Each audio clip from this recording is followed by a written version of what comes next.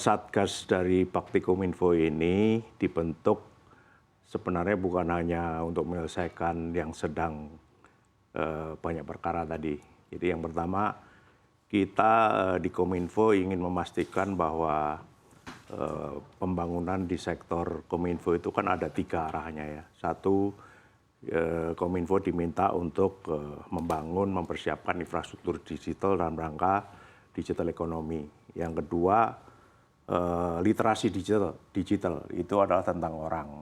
Ya. Yang ketiga adalah transformasi digital pemerintahan. Jadi ini ada 3 hal yang mau tak mau terkait dengan Satgas Bakti ini, di mana Bakti adalah badan layanan umum, di mana menjadi andalan utama untuk 3 program Kominfo itu terlihat dari postur anggaran Bakti itu hampir 63% dari total anggaran Kominfo yang tahun ini itu hampir 19 triliun gitu. Nah, memang sedang ada masalah, tetapi kita yakin kita bisa memisahkan masalah itu untuk mencapai yang pertama adalah program BTS 4G. Itu meliputi 5.618 lokasi pembangunan dan pelayanan di daerah 3T, terluar, terdepan, dan tertinggal, di mana sebenarnya kurang lebih 1.277 saja yang belum on air. Bahkan yang 534 itu ada masalah keamanan yang harus kita selesaikan di lapangan. Ya, itu yang pertama. Tentu saja kalau kita bicara Satgas, kita optimis karena Satgas ini ada anggota dari departemen kementerian lembaga, ya, membantu mencari solusi agar penyelesaiannya lebih cepat. Ya. Jadi itulah tujuan pembentukan Satgas. Kita diberi kewenangan untuk memberikan arahan dan rekomendasi solusi kepada Bakti untuk ditindaklanjuti bersama partner kerjanya. Secara itu, Mbak. Baik Pak, lalu terkait dengan program kerja dari Satgas ini sendiri ya Pak, untuk program kerjanya apa saja Pak? Artinya kan roadmap-nya akan seperti apa? Langkah-langkah apa yang akan dilakukan terlebih dahulu Pak? Ya, jadi pertama tentu kita akan bekerja secara cepat ya, jangka pendek. Kita akan bertemu tiap hari Kamis nih bersama-sama untuk membuat progres pembangunan BTS 4G.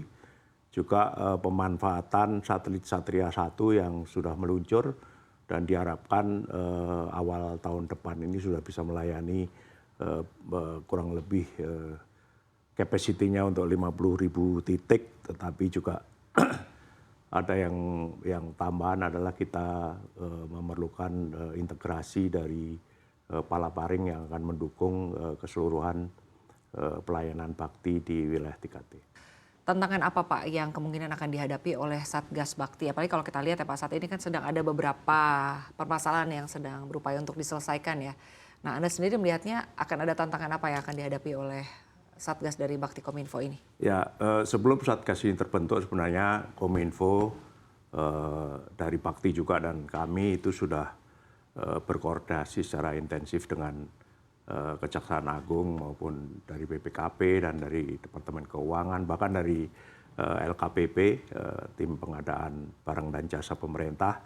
Kita menyimpulkan bahwa apa yang sekarang sedang berlangsung di dalam persidangan hukum pidana itu masih bisa kita lihat ada peluang untuk kita selesaikan dari aspek perdatanya. Sehingga itu adalah tantangan pertama, bagaimana kita membuat ketemu bersama dengan konsorsium dan membicarakan bagaimana kontrak itu bisa dimodifikasi dan dilaksanakan sesuai dengan peraturan yang ada.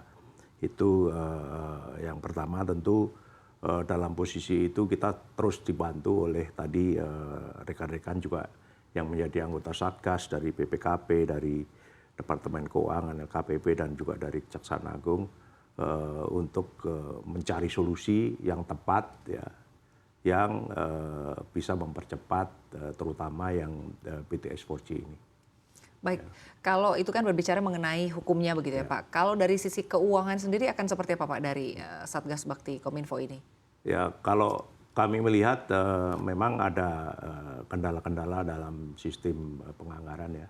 Kita tahu bahwa penganggaran di pemerintah itu berbeda dengan penganggaran swasta, tetapi ada peluang di sana untuk apabila kita mempunyai semacam perencanaan yang strategis maupun operasional yang bisa diterima, saya rasa pemerintah akan tetap mendukung penganggarannya. Ya, Baik Pak, dengan adanya kasus yang saat ini sedang terjadi, apakah ini juga mungkin agak sedikit menghambat Pak proses pembangunan infrastruktur telekomunikasi di tanah air? Ya, kita yakin bahwa semua ini adalah bisa dipetik pelajarannya. Ya.